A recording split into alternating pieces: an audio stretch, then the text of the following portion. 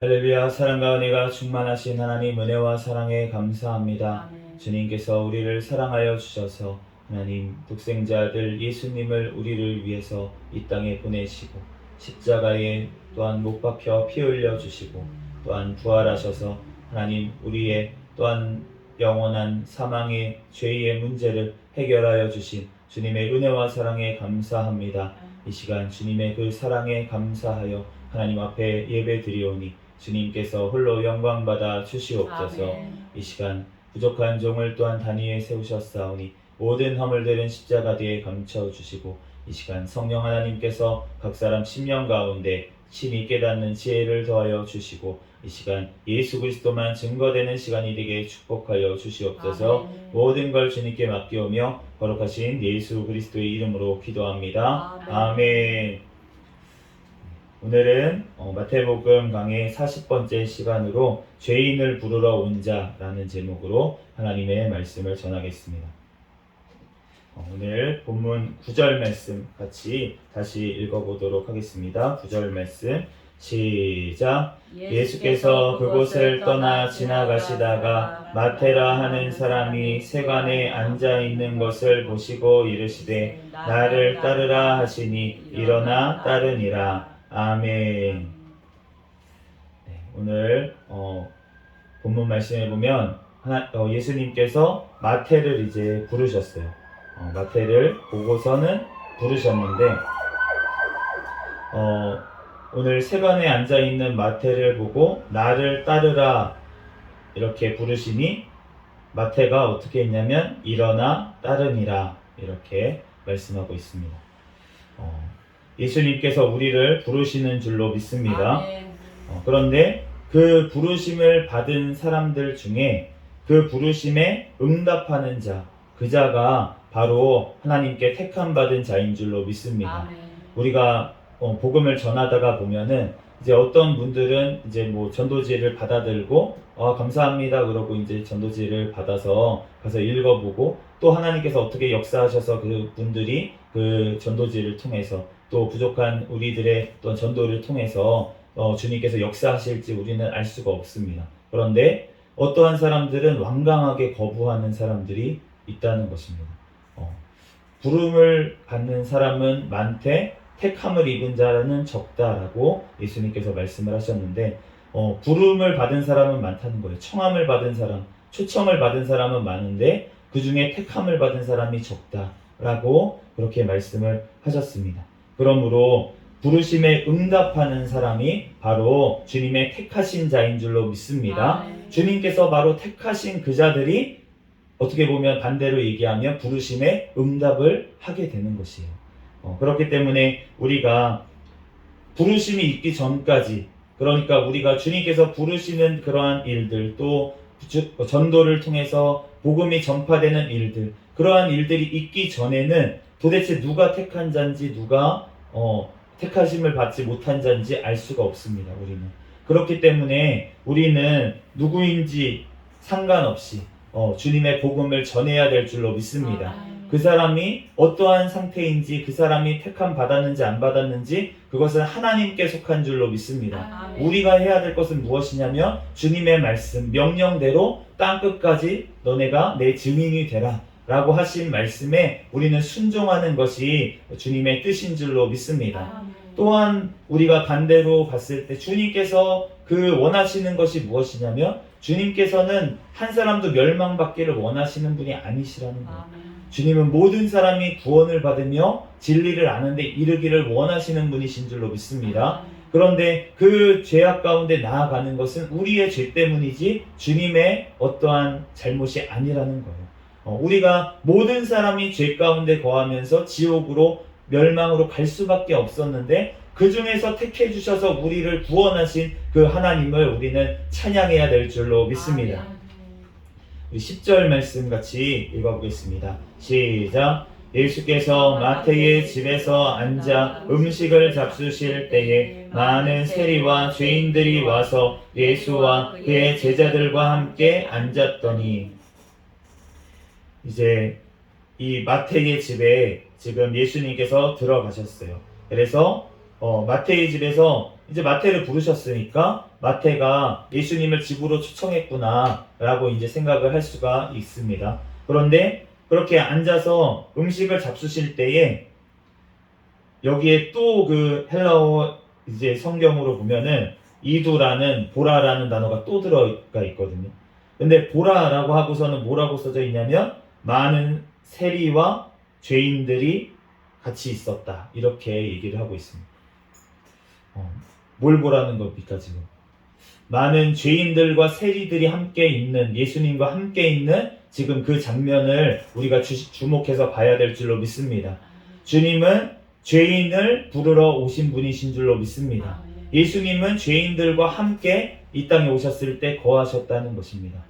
그러므로 우리가 이것을 보며 주님께서 우리를 부르신 것이 우리가 죄인인데 우리를 부르셨다는 것을 우리가 알 수가 있습니다. 우리가 의인이라서, 우리가 어떠한 공로가 있어서 주님께서 우리를 택하시고 우리를 불러주신 것이 아니라 우리가 그냥 죄인일 뿐인데, 우리는 죄인일 뿐인데 주님께서는 우리를 불러서 예수님과 함께 하도록 허락하신 줄로 믿습니다. 그것이 바로 하나님의 은혜라는 것입니다. 하나님의 어떠한 우리의 공로 때문에 했다면 우리가 자랑할 것이 있잖아요. 내가 이렇게 했으니까 예수님이 날 택해 주셨어. 내가 이렇게 했으니까 나를 불러주셨어. 그렇게 자랑할 것이 주님 앞에는 한 사람도 없는 줄로 믿습니다. 모든 사람이 다 죄인이기 때문에 죄 가운데 우리가 멸망받을 수밖에 없었는데 전적인 주님의 은혜로 우리는 구원을 얻게 되는 줄로 믿습니다. 예수님의 부르심도 마찬가지로 우리가 어떠한 선한 일을 해서, 우리가 어떠한 무슨 공로라도 조그만 것이 있어서 우리를 불러주신 것이 아니라는 것이에요. 그렇기 때문에 우리는 늘 주님 앞에서 겸손하게 나아가야 될 줄로 믿습니다. 또한 내가 구원받았다고 마치 선민의식을 가지기, 너네는 다 지옥 갈 자식들이야, 나만 구원받았어, 이렇게 교만한 마음을 가져서는 안 될 줄로 믿습니다. 왜냐하면 그 사람이나 나나 똑같은 죄인인데 그냥 하나님의 은혜로 내가 먼저 부름을 받아서 내가 이렇게 주님의 은혜로 이렇게 주님께 나오게 됐는데, 우리가 정말 구원받은 그 사람의 진짜 구원받은 자라면 그러면 주님 앞에 어떻게 다른 사람 앞에 교만을 떨 수가 있겠습니까? 주님의 그 은혜 앞에 나 같은 죄인도 구원해 주신 하나님께서 나보다 덜 죄를 지은 저 사람도 주님 구원해 주십시오. 우리가 그렇게 기도하는 사람이 주님의 진짜로 구원받은 자의 자세인 줄로 믿습니다. 내가 교만하게 나는 구원받았어, 너는 지옥 갈 자식이네, 안 되겠다, 그런 사람은 사실은 자신의 구원조차 사실은 돌아봐야 될 사람이라는 거예요. 그 큰아들과 같이 마치 육신은 같이 아버지와 같이 있지만 그렇지만 아버지와 마음에서는 먼 그러한 자일 수가 있다는 것입니다. 그렇기 때문에 오히려 주님께서는 죄인들, 세리와 창녀들이 천국에 더 가깝다, 바리새인들보다, 위선자들보다, 육신적으로는 주님께 예배드리면서 가까이 있는 그 사람들보다 오히려 죄 가운데 거하고 있는 그 사람들이 오히려 주님의 하나님의 나라에 가깝다라고까지 표현을 하신 이유는 무엇이냐면 주님께 마음이 너무나도 멀기 때문에, 우리의 공로로 우리의 어떤 예배로 하나님 앞에 구원을 얻는 것이 아닌 줄로 믿습니다. 우리가 예배드리는 이유는 구원 받았기 때문에 하나님 앞에 감사함으로 우리가 예배드리는 줄로 믿습니다. 11절 말씀 같이 읽어보겠습니다. 시작. 바리새인들이 보고 그의 제자들에게 이르되 어찌하여 너희 선생은 세리와 죄인들과 함께 잡수시느냐.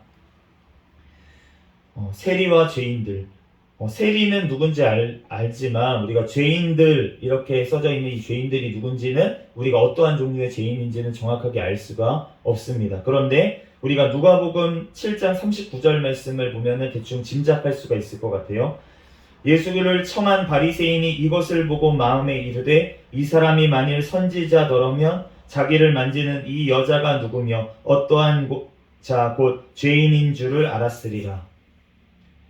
예수님께 와가지고 자기 향유를 깨뜨려서 부었던 여인이 창녀였어요. 그래서 그 여인이 지금 그 예수님의 발을 씻겨주는 것을 보고 그 바리새인, 그 집에 청했던 그 시몬 바리새인이 뭐라고 했냐면은 이 사람이 만일 선지자면 이 여자가 누구인지 이 사람이 얼마나 죄인인지 알았으리라. 이렇게 얘기하는 것을 보면은 누구나 알만한 죄인이었다는 것입니다.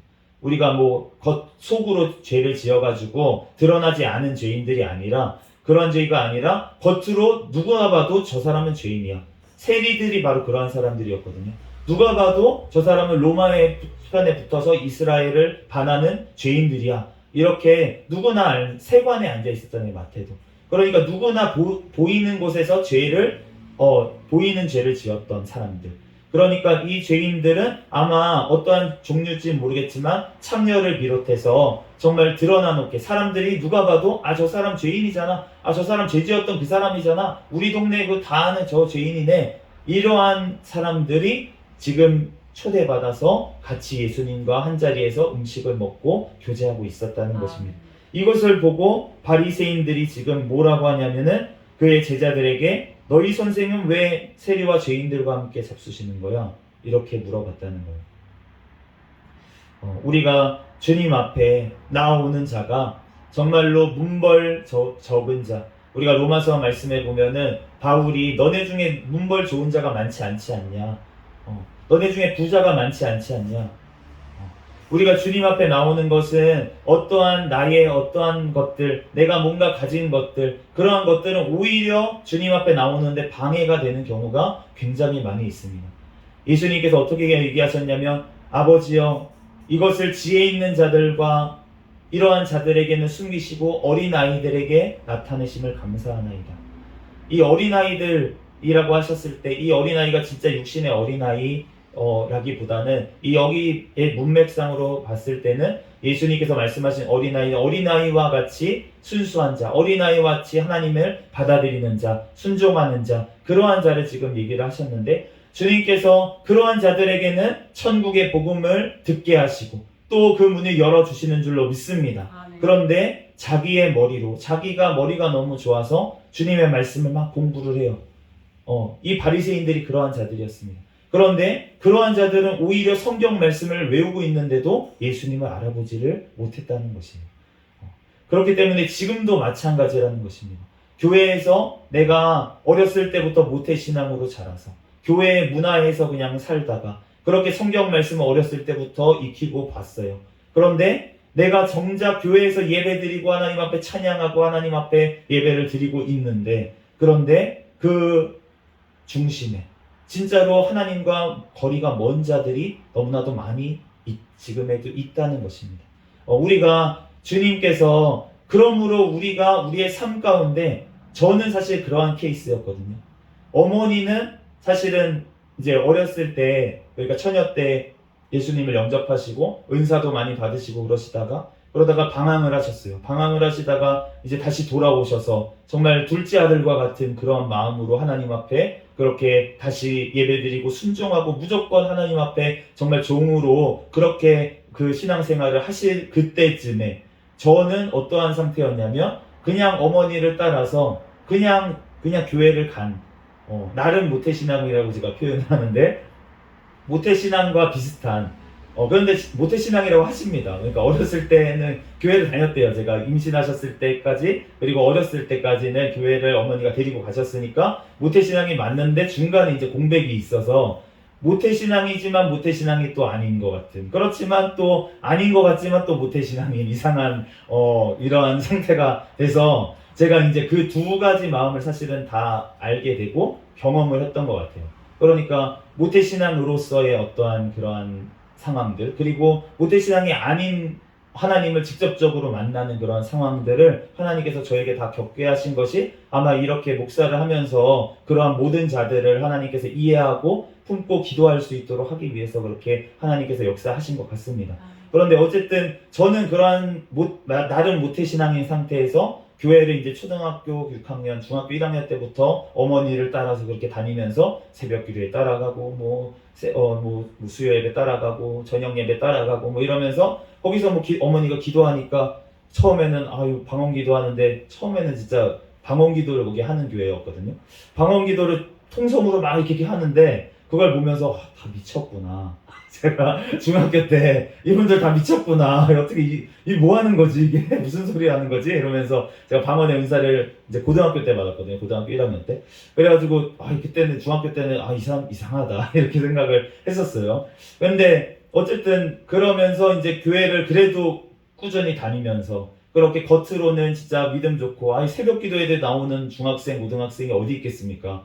그러니까 누가 봐도 믿음 좋은 자녀 두셔서 그렇는데 저도 스스로 그런 줄 알았어요. 제가 믿음이 좋다라고 생각을 했었습니다. 그런데 나중에 보니까 제가 얼마나 믿음이 없었는지를 주님께서 처절하게 깨닫게 해주셨어요. 저 인생 가운데 그러한 고난의 그러한 경험을 통해서 하나님께서는 저의 믿음 없음을, 저의 밑바닥을 보게 하셨습니다. 그러니까 정말 그 주님의 은혜가 얼마나 큰지, 나를 찾아오시고 나를 구원하셨다는 그 예수님의 십자가가 그제서야 제대로 보이는 거예요. 주님께서 우리를 잠시 동안 이 유대인들에게도 마찬가지였다는 거예요. 유대인들이 율법의 말씀을 먼저 받은 자들이었습니다. 그런데 이 자들은 선민의식에 가득 차가지고 예수님을 알아보지 못했어요.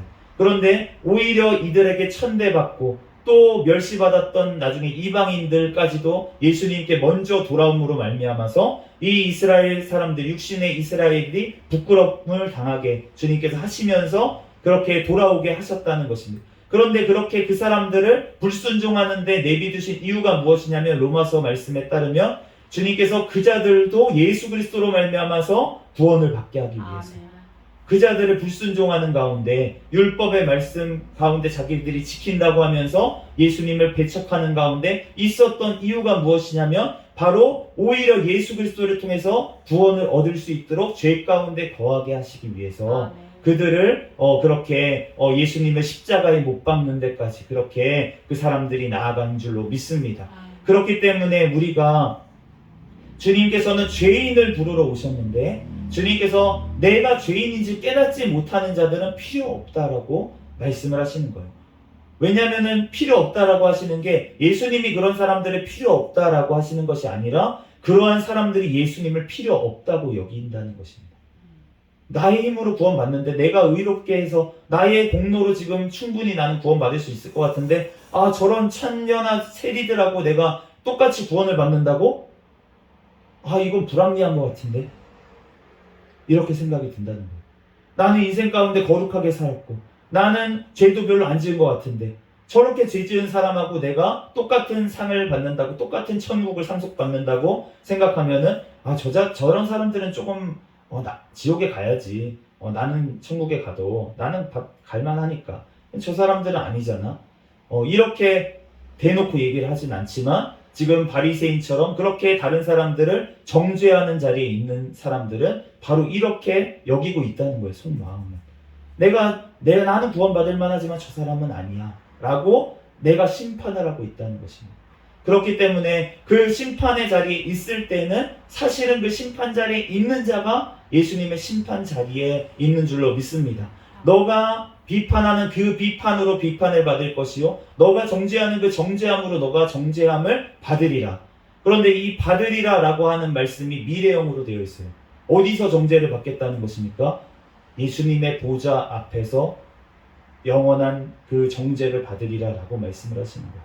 우리가 지금 이 땅에서 비판하고 남을 판단하고 하는 것으로 말미암아 주님께서 우리에게 그 보좌 앞에서 우리에게 똑같이 판단을 너의 기준으로 그럼 내가 판단을 하겠다라고 해주시는 거예요.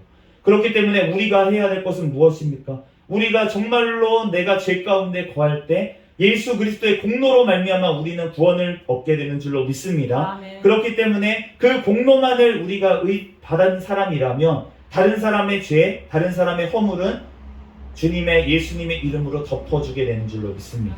우리가 용서하지 못하면 주님께서는 용서받지 못한다고 우리에게 말씀을 하셨어요. 우리가 주기도문을 맨날 외웁니다. 주기도문을 맨날 예배 때마다 외우고 또 우리가 기도 끝날 때마다도 기도할 때도 있고 어쩔 때는 이제 기도가 안 될 때는 제가 이제 방언으로 기도를 많이 하고 하는데 그러다가 이제 어쩔 때 이제 너무 제가 방언만 해가지고 뭔가 이제 제 영은 살아날지 모르겠지만 제 혼이나 생각 자체는 내가 기도하고 있는 건가? 이러한 생각이 들 때가 있어요. 그럴 때는 제가 주기도문으로 기도를 할 때가 많이 있습니다. 왜냐하면은 그 기도가 사실은 예수님께서 가르쳐 주신 기도고 너네는 이렇게 기도하라고 하시면서 하신 것이기 때문에 그 주기도문이 너무나도 기도할 때 기본이 되고 유익하기 때문에 그거를 이제 기도를 할 때가 있어요. 그런데 기도의 내용 중에 이러한 구절이 있습니다. 우리가 우리에게 죄 지은 자를 사하여 준 것 같이 우리의 죄를 사하여 주옵시고. 주님, 우리가 나에게 죄를 지은 사람을 내가 용서해 준 것 같이 주님 나를 용서해 주세요. 이렇게 예수님께서 기도하라고 하셨는데 그 기도가 그러면 이루어지게 되면 그러면 내가 만약에 용서하지 못하는 그 자가 있다면 그러면은 나는 어떻게 기도하고 있는 것입니까? 주님, 내가 용서하지 않았사오니 나도 용서하지 마시옵소서. 이렇게 지금 기도하고 있는 것이랑 마찬가지잖아요. 우리가 주님 앞에 정말로 이 용서의 문제라는 것, 남을 비판하고 판단하는 문제는 주님 앞에 작은 문제가 아닙니다. 이 비판하고 판단하는 사람은 너가 무엇인데 내 종을 판단하느냐? 판단하는 너는 누구냐? 이렇게 예수님께서 말씀하시는 거예요. 우리가 교회에서도 마찬가지입니다. 우리가 판단이 되는 사람들이 있습니다. 어떻게 보면은 어떠한 경우까지 있냐면은 앞에 세워주신 목사님이 어떠한 잘못을 할 경우가 우리 눈에 보일 때도 있다는 것이에요. 그런데 그것이 보일 때 우리는 어떻게 해야 됩니까? 그것을 끄집어내가지고 내가 심판의 자리에서 이러한 목사님은 강대에 쓰면 안 됩니다 라고 내가 거기서 비판하고 그렇게 나아가면 그러면은 그 비판에 대해서 내가 비판을 받아야 되는 경우가 생긴다는 거예요. 그러면 우리는 어떻게 해야 됩니까? 그분이 잘못했 그것을 가지고 주님 앞에 나아가야 될 줄 믿습니다. 주님 앞에 기도해야 될 줄 믿습니다. 아멘. 주님 앞에 기도하면 주님께서 그 사람의 잘못을 깨닫게 해주시는 거예요. 아멘. 그 목사님이 잘못했으면 그 목사님이 깨닫게 하도록 주님께서 역사하실 줄로 믿습니다. 아멘. 그분이 하나님께서 사랑하시는 종이라며. 그런데 만약에 그분이 그럴 만한 그릇이 안 되는 분이라면 주님께서 알아서 하나님께서 심판하실 줄로 믿습니다. 아멘. 그렇기 때문에 우리는 주님 앞에 해야 될 것은 무엇입니까? 주님의 종을 판단하고 내가 만약에 판단을 했는데 주님께서 보시기에 그분이 주님과 더 가까우면 어떻게 되는 거예요? 우리가 구약 시대에 우리가 출애굽기를 보면 모세를 아론과 미리암이 비방을 한 것을 알 수가 있습니다. 그런데 이 아론과 미리암은 누구입니까? 이스라엘 백성들의 지도자예요. 아론은 대제사장이었습니다. 미리암도 주님 앞에서 정말 찬양을 감당하는 그 미리암의 우리가 그 출애굽했을 때 미리암의 노래도 나와 있잖아요. 그 찬양을 감당하고 정말 그 어떻게 보면 모세를 살린 사람 아닙니까? 모세를 만든 누나 아닙니까? 모세를 그 물가에 지혜롭게 이렇게 그 애굽왕의 딸의 보도로 그렇게 물에 띄워놓지 않았으면 그럼 미리암이 그렇게 하지 않았으면은 그 모세가 어떻게 됐겠어요? 또 그 건지자마자 가가지고 제가 유모를 불러올까요? 라고 해가지고 모세를 그 유모가 친엄마가 유모가 되게 하는 친엄마가 이 봉급을 받으면서 애를 키우게 만든 요즘은 이제 나라에서 이렇게 돈이 나오지만 그 당시에 진짜 애굽 시대에 그런 일이 없는 상황 가운데 정말 그런 복지를 혜택을 누리게 한 그 사람이 바로 미리암이잖아요. 아멘. 그러니까 모세의 목숨을 살린 사람이라고 볼 수도 있습니다. 육신의 목숨을. 그렇다면은 그 미리암이 동생한테 얘기할 수 있잖아요. 그런데 그럼에도 불구하고 하나님께서 그 모세가 작은 허물처럼 보였던 그것을 그 비방하고 그렇게 했을 때 오히려 아론과 미리암을 주님께서 벌하시고 책망하시는 것을 알 수가 있어요. 너네가 무엇인데 모세를 비방하느냐? 그 자는 나와 대면하여 본 자다. 너네는 꿈과 환상으로 내가 만나줬지만 모세는 내가 대면하여 대화하는 사람이야. 왜 그 사람을 너네가 비방하면서 두려워하지 않느냐 하면서 미리암이 결국은 문둥병에 걸리게 되잖아요. 그런데 모세의 그 당시의 자세는 무엇입니까? 그 형과 그 누나를 내가 그럴 줄 알았어. 너네 나 비판하더니 그럴 줄 알았어. 이게 아니라는 거예요. 아멘. 모세의 자세는 무엇입니까? 미리암을 위해서 기도했습니다. 하나님 용서해 주십시오. 이러한 온유한 자세가 있었기 때문에 모세가 하나님께서 크게 쓰신 종인 줄로 믿습니다. 아멘. 세상 가운데 그렇게 온유한 자가 없었다고 모세를 주님께서 말씀을 하시잖아요. 우리가 주님 앞에 정말로 내가 정말 비판을 하고 싶어 보이는 그러한 눈이 보였을 때는 무슨 은사를 주신 거냐면 우리에게 사실은 중보 도고 기도의 은사를 주신 줄로 믿습니다. 아멘. 내가 다른 사람의 약점이 보인다 라고 하는 것은 그 사람의 그 약점을 위해서 하나님 앞에 기도해 주라고 그것을 나에게 보게 하신 줄로 믿습니다. 아멘. 그렇기 때문에 그것을 놓고 하나님 앞에 기도할 때 하나님께서 그 자를 사랑하셔서 그분을 하나님께서 고치시고 만지시고 변화시키셔서 하나님의 귀한 종으로 쓰신다면 그러면은 그분뿐만이 아니라 나에게도 얼마나 큰 복이 될 줄로 아멘. 믿습니다. 그렇기 때문에 우리가 주님 앞에 그렇게 나아가야 될 줄 믿습니다. 아멘. 그러나 나의 죄에 대해서는 우리는 관대해서는 안 될 줄로 믿습니다. 아멘. 우리의 죄에 대해서는 하나님 앞에 철저하게 회개해야 될 줄 믿습니다. 그렇기 때문에 우리가 다른 사람을 바라볼 것이 없고 우리는 주님과 1대1이에요. 우리가 주님과 1대1로 하나님과 늘 교통하며 하나님 앞에 기도하고 회개도 주님 앞에 사람들한테 얘기해봤자 사실은 소용이 없습니다. 우리가 주님 앞에 얘기해야 될 줄로 믿습니다. 아멘. 물론 사람들에게 잘못한 것 그러면 주님 앞에 회개하고 가서 잘못했다고 용서를 빌어야죠. 그러한 의미가 아니라 내가 죄 지은 것을 다른 사람들에게 그냥 얘기하고 이렇게 자꾸 하다 보면 오히려 올무가 되고 비방거리가 되고 그 사람이 감당하지 못할 사람이면 오히려 그 사람이 죄를 짓게 만드는 거예요. 저 사람 저렇대. 수근수근하는 죄를 짓게 만드는 거잖아요. 그렇기 때문에 우리가 정말로 안전한 방법은 무엇이냐면 우리가 하나님 앞에 가지고 나아가서 기도하는 것인 줄로 믿습니다. 아멘. 회개도 먼저 주님 앞에 나아가서 회개하면 주님께서 우리의 죄를 용서해 주시고 주님께서 우리의 평안함을 주셨을 때 그때 주님께서 때가 되면은 간증도 하게 하시고 또 똑같은 죄를 짓고 있는 어떤 사람이 있다면 나도 그러한 죄를 지었던 죄인이다라고 고백하면서 그 사람을 건지고 주님 앞에 돌아오게 하는데 쓰임받게 될 줄로 믿습니다. 아멘. 우리 12절에서 13절 말씀 같이 읽어보겠습니다. 시작. 예수께서 들으시고 이르시되 건강한 자에게는 의사가 쓸데없고 병든 자에게라야 쓸데있느니라. 너희는 가서 내가 긍휼을 원하고 제사를 원하지 아니하노라 하신 뜻이 무엇인지 배우라. 나는 의인을 부르러 온 것이 아니요 죄인을 부르러 왔노라 하시니라. 아멘. 네, 아까 전에 우리가 나눈 것처럼 이 건강한 자는 무엇입니까? 자기가 건강하다고 생각하는 사람. 그런 사람은 의사를 찾지를 않습니다. 그런데 병든 자, 자신이 병들었다고 생각하는 사람, 그 사람은 의사를 찾게 되는 줄로 믿습니다. 아멘. 그렇기 때문에 내가 죄인이라고 생각하는 자, 그러한 자는 예수님을 찾게 되는 줄로 믿습니다. 아멘. 나의 죄의 문제를 해결할 자가 예수님밖에 없기 때문에 그것을 알기 때문에 예수님을 찾게 된다는 것입니다. 아멘. 오늘 여기 본문에 나와 있는 내가 긍휼을 원하고 제사를 원치 아니하노라 하신 뜻이 무엇인지 배우라. 이 구절이 호세아서 6장 6절 말씀에 나오는데 나는 인애를 원하고 제사를 원하지 아니하며 번제보다 하나님을 아는 것을 원하노라. 하나님은 인애를 원한다. 인애라는 것은 자비라는 말이고 제사를 원하지 않는다. 그리고 번제보다 하나님을 아는 것을 원한다. 이렇게 말씀을 하시는 거예요. 하나님께서 제사를 얼마나 좋아하시는지 모르겠습니다. 또한 번제를 드리는 것, 하나님 앞에 제사하는 것, 하나님께서 받으시는 제사인 줄로 믿습니다. 그런데 그것보다 먼저 돼야 될 것이 있는데 그것은 바로 인애를 원하고 인애롭게 돼야 되고 그리고 하나님을 아는 것이 먼저 돼야 된다고 그렇게 말씀하시는 줄로 믿습니다. 사무엘상 15장 22절 말씀에 보면 순종이 제사보다 낫고 듣는 것이 순양의 기름보다 나으니.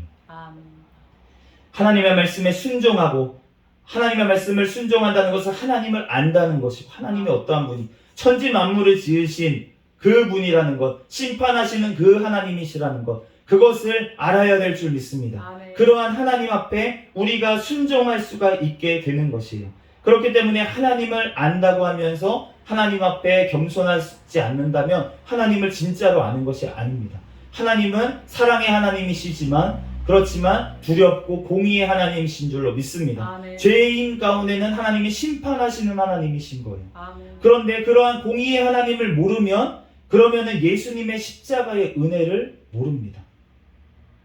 내가 죄인이라고 생각을 하지 않는데 어떻게 예수님의 십자가의 은혜가 우리에게 의미가 있겠어요? 의미가 없다는 것이. 나는 그럼 건강하다고 생각하는 사람에게는 예수님의 그 십자가가 필요가 없다는 것입니다. 나는 필요 없어요.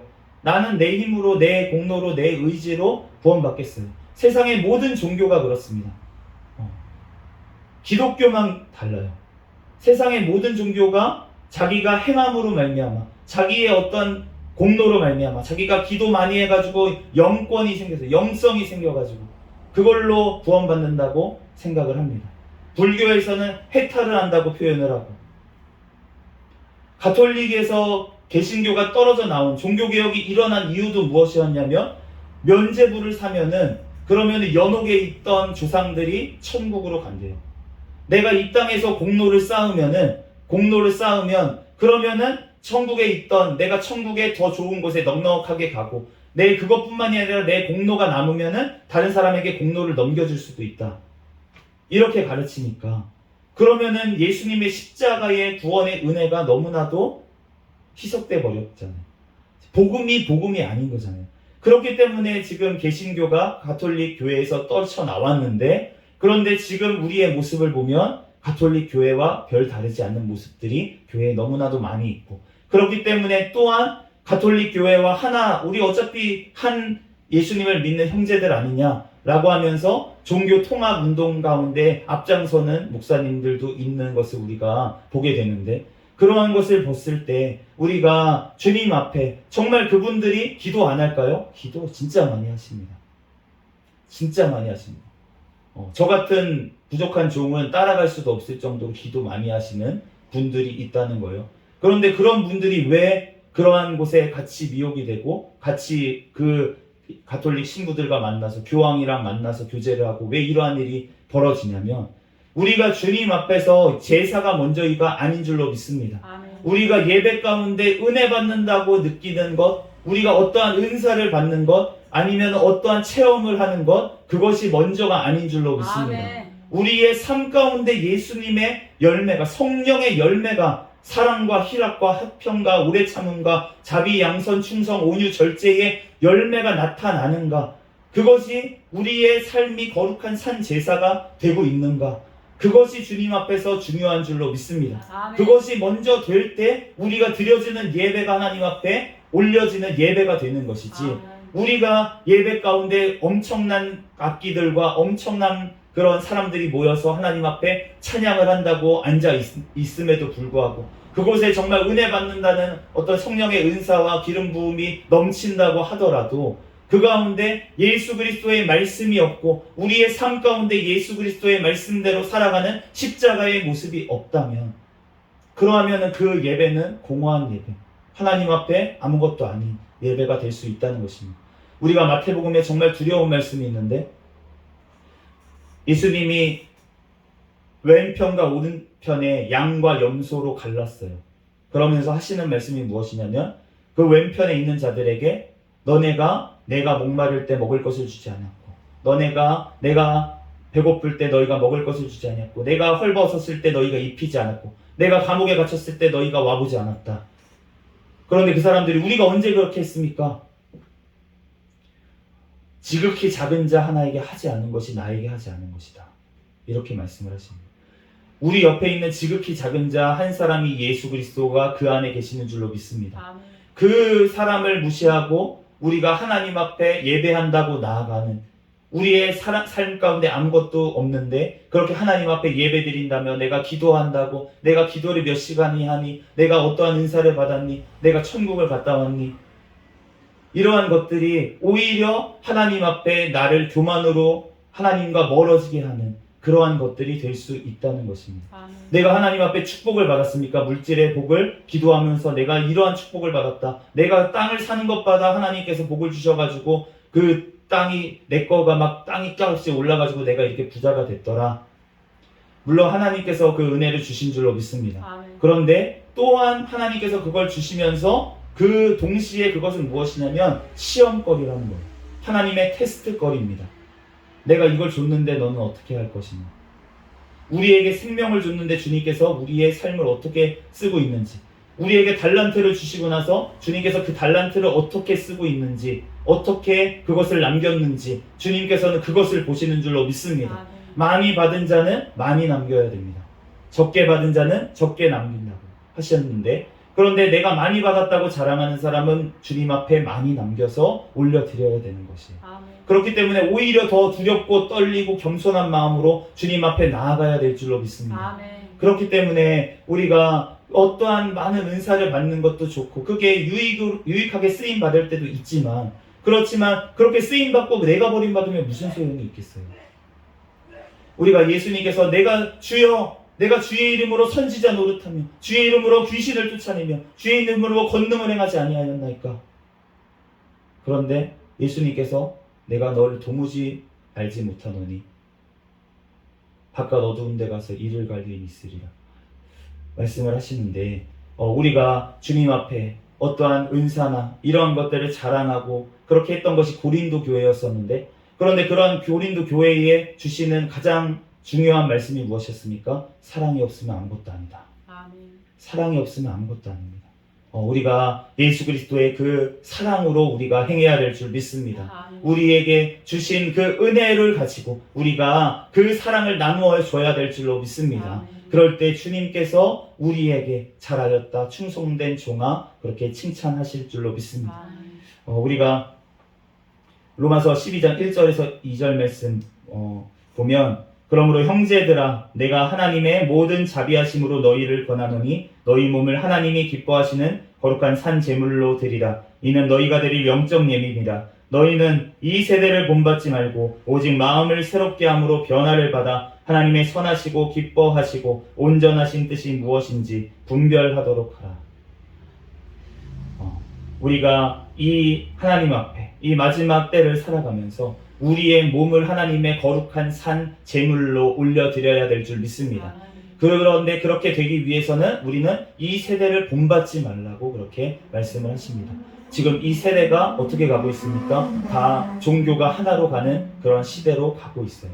그런데 우리가 그러한 시대 가운데 우리는 예수 그리스도로 말미암아, 오직 예수 그리스도로 말미암아 구원받는다는 이 구원의 진리를 놓쳐서는 안 될 줄로 믿습니다. 아멘. 우리가 교회가 하나 되는 것 중요합니다. 주님께서도 예수 그리스도 안에서 교회는 하나라고 말씀하신 줄로 믿습니다. 아멘. 그런데 그것보다 더 중요한 것은 무엇이냐면 교회가 하나가 돼야 될 텐데 그 교회가 하나님의 거룩한 교회가 먼저 돼야 될 줄로 믿습니다. 아멘. 그 거룩한 교회들이 모인 곳이 교회이지, 아무 사람이나 모여있다고, 많은 사람이 모여있다고 그것이 교회가 아니라는 것이에요. 아멘. 주님 앞에, 정말로 하나님 앞에 우리는 온전히 예수님과 붙어 있다면, 그러면 우리가 당장 육신적으로 모이지 않더라도 우리는 벌써 하나의 교회인 줄로 믿습니다. 아멘. 예수 그리스도와 연합된 자들의 그 모임이 그 영원한 우리가 천국의 모임, 우리가 예수 그리스도와 함께 하는 성도들의 모임일진데, 그 모임은 천국에서 벌써 이루어지는 줄로 믿습니다. 아멘. 또한 이 땅에서도 우리가 예수 그리스도와 연합된 자들은 어느 곳에 있든지, 육신적으로 떨어져 있든지, 아니면 다른 교회를 다니고 있든지, 아니면 심지어 우리가, 제가 아까 전에 욕을 한 건 아니지만 그 교리가 잘못됐다고 얘기했던 가톨릭 교회라고 할지라도 그 교회 안에 진짜로 예수 그리스도로 말미암아서 믿음으로 구원을 받는 자가 있다는 것이에요. 아멘. 우리가 계시록 말씀에 보면은 아시아의 7교회에 편지를 보냈는데 그 중에 한 교회가 사대 교회가 있습니다. 사대 교회가 무엇이냐면 너네가 교회라는 모양은 있으나 죽은 교회다, 이렇게 말씀을 하셨는데 예수님께서, 그런데 그 사대 교회에 뭐라고 말씀하시냐면 그곳에서도 흰옷을 입고 하나님 앞에 구별된 자들은, 남아있는 자들은 내가 천국에서 영원한 것으로 주겠다고 그렇게 약속을 하셨어요. 그러므로 우리가 정말로 주님 안에서, 예수 그리스도 안에서 종교들, 그러한 종교라는 게 뭐 불교 이런 거를 얘기하는 것이 아니라 가톨릭이든 동방정교회든 어떤 기독교 카테고리 안에 있는 그러한 교회들 가운데 정말로 예수 그리스도 안에서 하나가 될 수 있는 줄로 믿습니다. 아멘. 하나가 될 수 있는 게 아니라 하나가 벌써 되어 있는 줄로 믿습니다. 아멘. 그렇기 때문에 우리가 당장 이 땅에서 안 만나더라도 그 사람들은 천국에서 우리가 같이 한 예수님과 함께 만나게 될 사람들이라는 거예요. 그런데 우리가 이 땅에서 교회가 하나가 돼야 된다고 우리가 인위적으로 운동을 하고 인위적으로 이 땅에서 교회들이 합쳐지고 교단들이 합쳐지고 이러한 일들 가운데는 그러한 악한 것들이 섞일 가능성이 굉장히 높다는 것입니다. 그리고 우리를 마지막 때에 미혹하는 세력도 아마 그곳에서 나올 것이에요.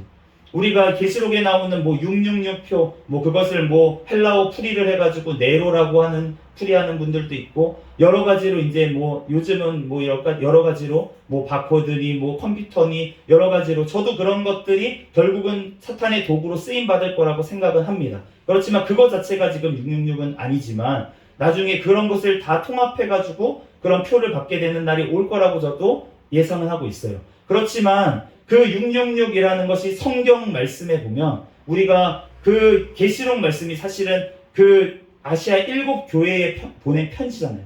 그러면은 그 사람들도 다 알아들을 수 만한 그러한 편지를 썼다는 것입니다. 그 성도들도. 그렇기 때문에 우리가 구약 성경에 보면 666이라는 것이 한 번 더 나오는데 언제 나오냐면은 우리가 솔로몬 왕 시대에 세금을 걷어들였는데 그게 금 666달란트였더라 이렇게 나와 있습니다. 그렇기 때문에 그 구약 성경의 666이라는 숫자, 그 숫자 자체도 사실은 그 솔로몬 왕이 어떤 왕이었습니까? 진짜 하나님 앞에 그 솔로몬 시대가 가장 번성하고 어떻게 보면 가장 찬란했던 그 시대잖아요. 그렇기 때문에 그때에 솔로몬 왕이 했던 것이 우상 숭배였습니다. 그렇기 때문에 그 666이라고 하는 것, 그 사람의 수를 세어봐라 라고 주님께서 말씀을 하셨는데 그 수를 세어보는 그 666이 사실은 교회 안에서 교회라고 하는 예수님을 믿는다고 하는 그 무리 내에서 나올 가능성이 굉장히 높다는 것이에요. 교황도 마찬가지고 그런 의미에서 교황이 예전에 적그리스도적인 그런 교황들도 있었다는 것입니다. 그렇기 때문에 우리가 지금 이 시대에도 우리의 교회 내에서 우리가 교회 내에 따르고 있는 어떠한 그 정말 추종하는 그 사람을 통해서 사탄이 역사할 수 있다는 것이에요. 그렇기 때문에 우리는 늘 깨어서 분별해야 될 줄로 믿습니다. 우리들이 정말로 주님 앞에 정말 내가 한 사람이 얼마나 하나님 앞에 값진 존재인지 우리는 먼저 깨달아야 될 줄 믿습니다. 아멘. 오늘 본문 말씀과 병행이 되는 누가복음 말씀에 보면 내가 의인을 부르러 온 것이 아니요 죄인을 불러 회개시키러 왔노라 이렇게 말씀을 하십니다. 누가복음 15장 7절에 내가 너희에게 이르노니 이와 같이 죄인 한 사람이 회개하면 하늘에서는 회개할 것 없는 의인 99으로 인하여 기뻐하는 것보다 더하리라. 우리가 주님 앞에 회개하는 그 한 사람이 되어야 될 줄 믿습니다. 로마서 5장 8절에 우리가 아직 죄인 되었을 때에 그리스도께서 우리를 위하여 죽으심으로 하나님께서 우리에 대한 자기의 사랑을 확증하셨느니라. 우리가 죄 가운데 놓여 있을 때 내가 죄인이라고 하나님 앞에 생각하고 하나님 앞에 정말로 하나님 앞에 나아가서 예배드릴 힘도 없고 하나님 앞에 나아가서 내가 고개를 들고 나아갈 그러한 면목도 없는 그 때가 바로 사실은 구원의 때인 줄로 믿습니다.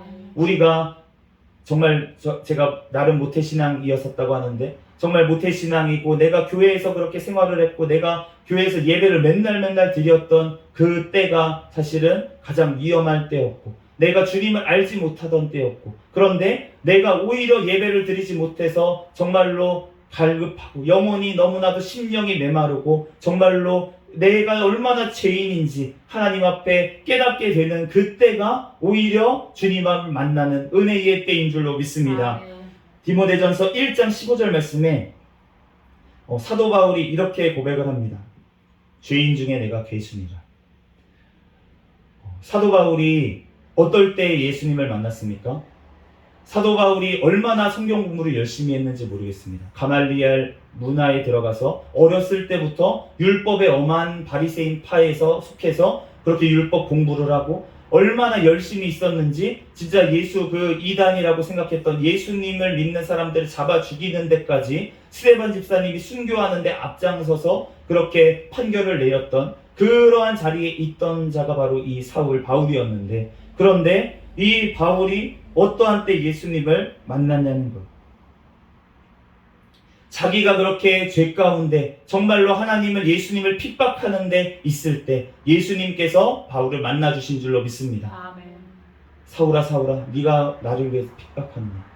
예수님을 핍박하고 있는, 예수님의 교회를 핍박하는 것이 예수님을 핍박하는 것인 줄로 믿습니다. 아멘. 예수님을 핍박하고 있는 그 사도 바울 가운데 주님께서 사도 바울을 만나 주신 줄로 믿습니다. 아멘. 그러므로 사도 바울이 그 모든 생애 가운데 얼마나 예수님을 위해서 최선을 다해서 목숨을 걸고 복음을 전했습니까? 그럼에도 불구하고 주님 앞에서 겸손할 수 있었던 이유는 무엇이냐면 내가 예수님을 박해했던 자라는 그 죄인이라는 생각을 항상 가지고 있었기 때문에 아멘. 주님 앞에서 겸손할 수가 있었다는 거예요. 아멘. 우리가 주님 앞에서 예수님의 보혈의 피로 모두 다 씻어주신 줄로 믿습니다. 우리를 의인으로 여겨주신 줄로 믿습니다. 그렇지만 우리는 한편으로는 주님 앞에 섰을 때 죄인이라는 거예요. 아멘. 내가 예수님 없이는 정말 심판 가운데 놓일 수밖에 없는 죄인이라는 사실을 우리가 뼈저리게 느끼고, 그리고 그 예수님의 십자가가 항상 붙들고 우리가 살아갈 때, 그 은혜를 한순간도 잊지 않고 살아갈 때 우리가 다시는 죄 가운데 떠나게 되지 않을 줄로 믿습니다. 아멘. 우리가 거룩해지려고 하고 우리가 마음대로 우리의 노력으로, 우리의 어떠한 노력으로 우리가 성화를 이루어갈 수가 없어요. 우리의 삶이 예수님을 닮아갈 수가 없습니다. 아멘. 그런데 내가 예수님을 닮아갈 수 있는 그 힘은 어디서 나오냐면 십자가로부터 나온다. 아멘. 십자가를 우리가 생각하고 예수님의 십자가를 바라볼 때 우리의 죄의 유혹 가운데서도 우리가 그 죄를 물리칠 수 있는 줄로 믿습니다. 아멘. 십자가가 능력인 줄로 믿습니다. 아멘. 우리들 그 예수님의 십자가를 바라보면서 승리했던 사도 바울처럼 우리의 삶 가운데도 정말로 예수님의 십자가를 바라보며 아멘. 정말 매일 내가 죄수라고 주님 앞에 고백하고 하나님 앞에 회개로 나아가며 우리의 삶 가운데 하나님의 말씀 가운데 늘 거하며 주님의 또한 산 제물로 하나님 앞에 드려지는 삶을 드리고 또 하나님 앞에 그 거룩한 모습으로 하나님 앞에 나와 예배드리는 저와 여러분이 되시기를 예수 그리스도의 이름으로 축복합니다. 아멘. 함께 기도하겠습니다.